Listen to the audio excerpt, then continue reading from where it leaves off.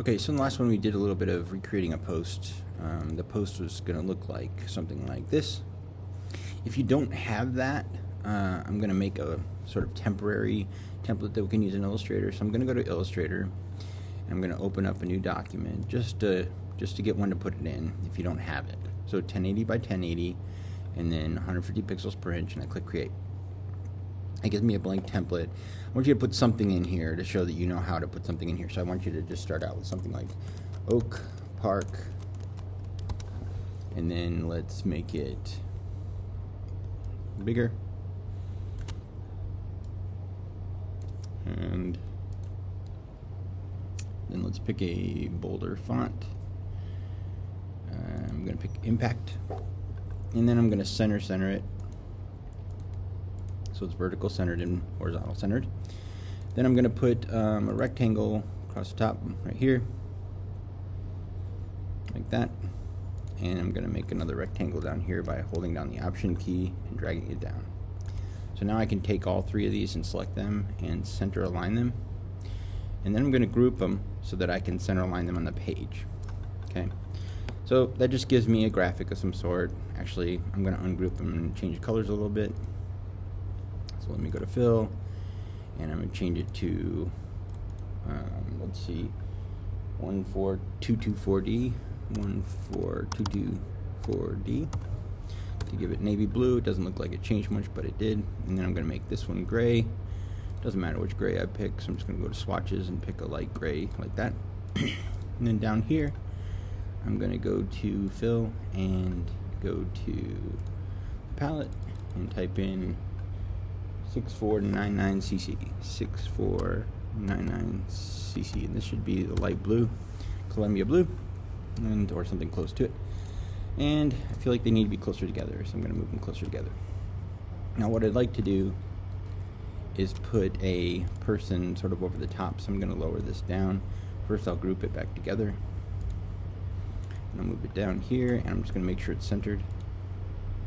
Okay, it is, and I want to put the person, half of the person up here, is what I'm thinking. And then I'll probably put the logo down here at the end. So, first thing I have to do is go back to Photoshop.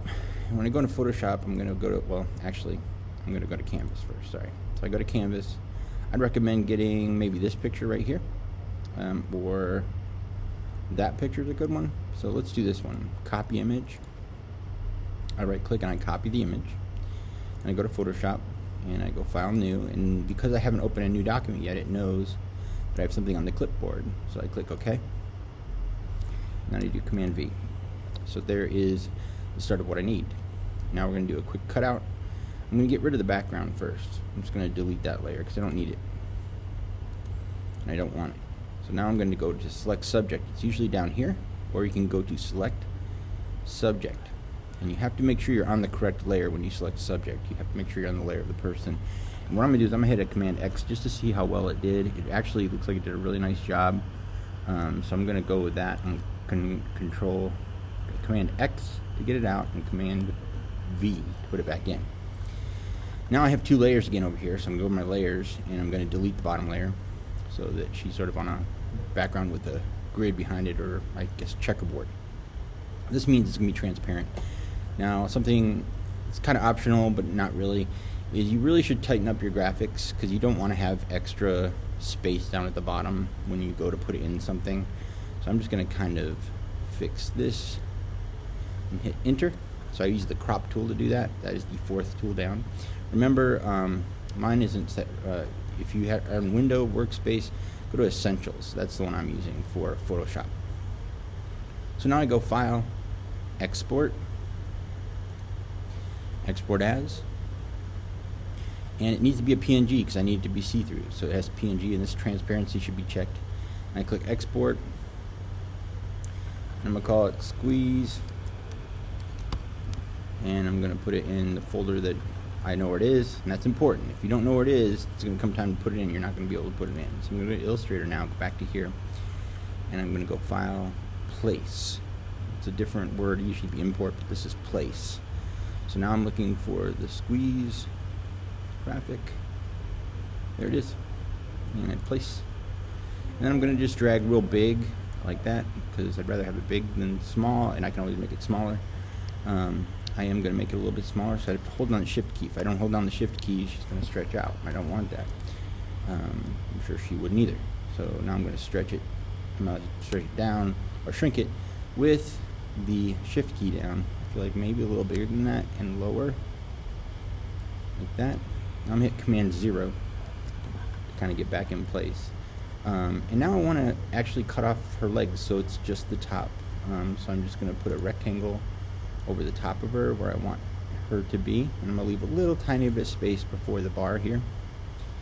And then I'm going to click on the rectangle, and then I'm going to shift click on her.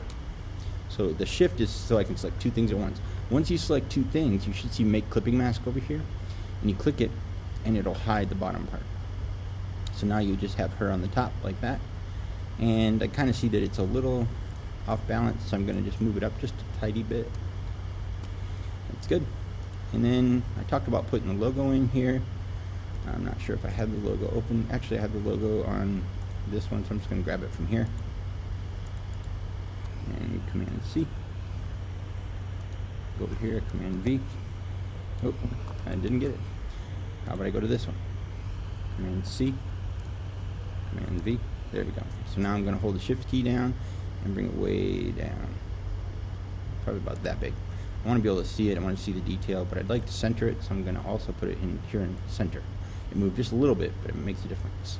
Okay, I may move it just up a little bit so it feels more as part of the group up here, because I want to sort of create an object and I don't want any big gaps. Okay, so I still feel like it's a little low, so I'm going to do Command A and just move it up. And it's too high. That's about right. Let me look. So I like it right there. Okay, so the next thing I want to do is this graphic is above the line. I don't know if you can see, but the background doesn't show, but it's actually above the line, that rectangle that we drew.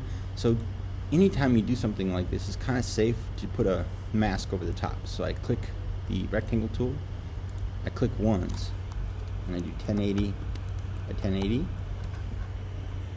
And there's my square. I'm going to fill it in with any color, doesn't matter.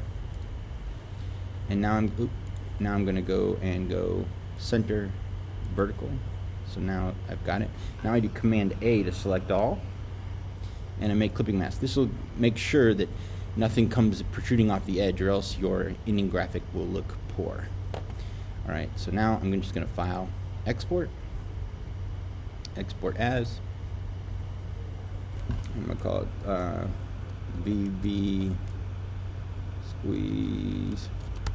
Okay, and I'm going to actually change it to a JPEG for the final product, because that's going to be a little bit higher quality. And I export it, and I'm going to set it to 10 on quality and click OK. This gives you the end result. Now remember, I did this because I wanted to make sure anybody who didn't have the layout that we worked on last week or earlier this week could do it. So you can use this for now, just to get the idea, but I wanted you to know how to do that. And if you have any trouble, let me know.